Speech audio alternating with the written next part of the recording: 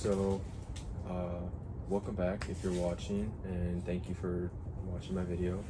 But I'm just here to make an update video because it's been so long, probably 5 months, because I just checked the other day and I was like, I probably should make a video. So this is just a huge update and where I'm at with the Miata right now. It's behind you, but so I don't even remember what I had in the last video, but so far, well, one thing, I've got another set. I got a whole 4 set of proxies. I'll show you. So just some more proxies.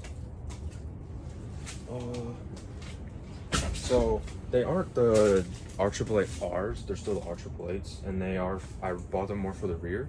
They're 225s by 50 and 16, so they're a little bit bigger sidewall and obviously wider length, just for now, so until I get my 15 by 9s or 16 by 9s if I choose to do that.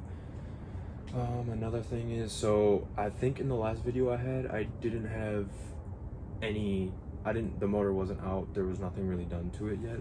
So since then, we've gotten the motor completely out on a motor stand. I'll show you just in a minute. We got the motor completely out, and honestly, I've been pretty busy with work and stuff after work, so my dad, because he gets off of work earlier than me, he's been taking it apart. I'm pretty sure it's almost fully broken down to what we needed it to be. He took off all the valve covers, you know, the intake, pretty much all of the accessory drives and all that. What else? I'm trying to think. Since last time.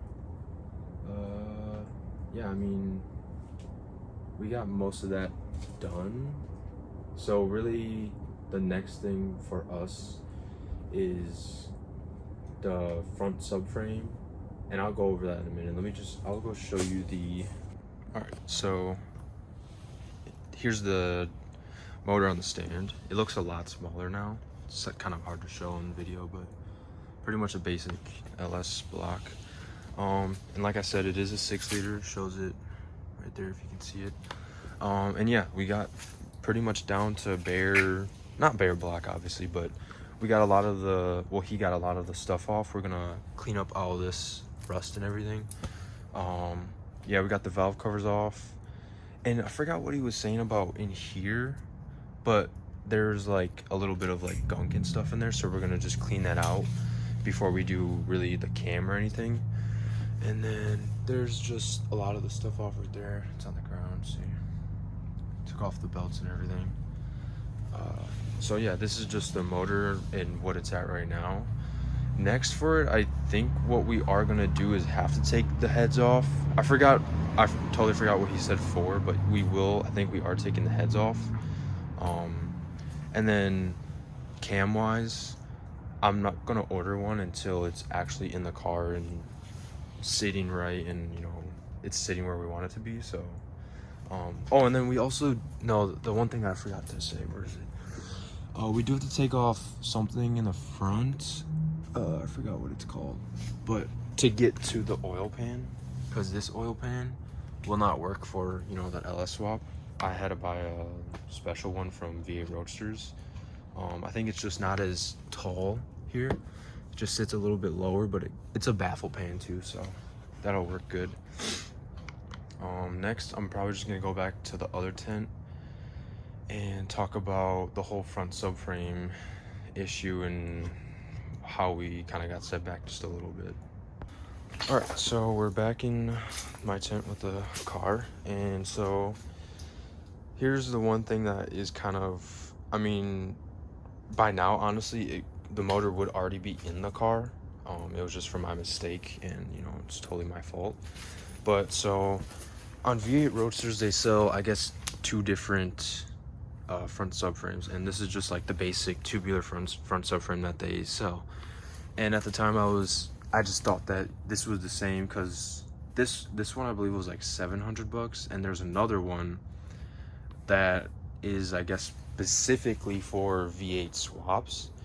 And all the differences, I don't have a mount out here to show really, that's kind of hard to like show you, but So all it is on this part right here, on this tube, on the tubes right here, is there's a it kind of looks like this actually, except it's filled in right here, and all it is like a little like V, like a V mount, like that kind of. Sorry for the just showing it, but like that's what it pretty much is, just a V mount right here, and it's another flat piece just like this, and the motor mount sits right here and right here, and then so the motor can sit obviously right there. And so my thought process when I was buying it was, well, this one is literally, you know, way cheaper because the other one is $1,400, and that's all it comes with. That's different from this one and the other one, is just the two little V mount things for the motor mounts. And I guess in some ways it is, you know, important, but in my eyes I didn't see how it was, you know, $700 to $600 more expensive. And yeah, that's how we found out that it was not the wrong one, but just a different one. Was we were getting to the point where we were gonna put the motor in and fit the motor mounts, but then we found out there was no like mount for it. So my dad already I don't like I said, I don't have it all out here, it's all inside, but he already made the mounts for it, like the tubes for it, and literally all we have to do is weld it in and then really fit it, I guess. So, or not weld it, but have it set up to a point where we can fit it in to see where it fits exactly. So then the motor will actually be in. And then engine bay wise, we haven't really done anything to it yet. We've been kind of just focusing on the motor and like I said, the mounts for it.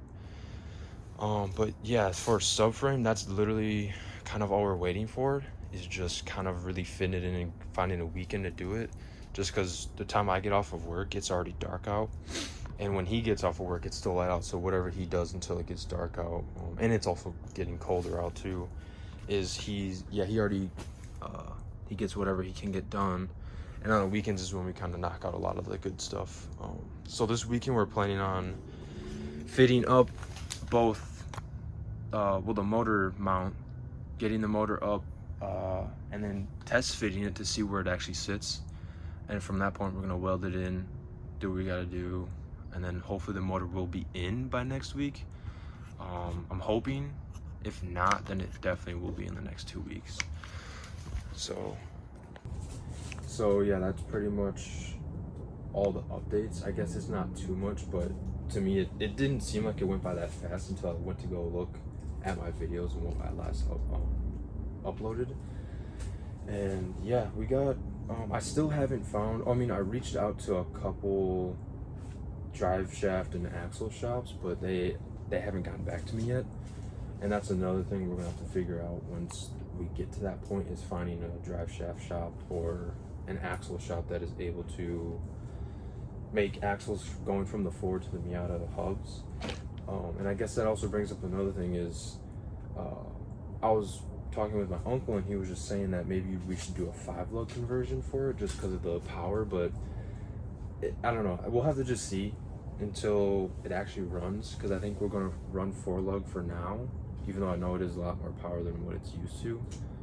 So I mean, I guess we'll find out if it snaps or not, and if it does, we'll have to do a 5-lug, depending on how much that's going to be.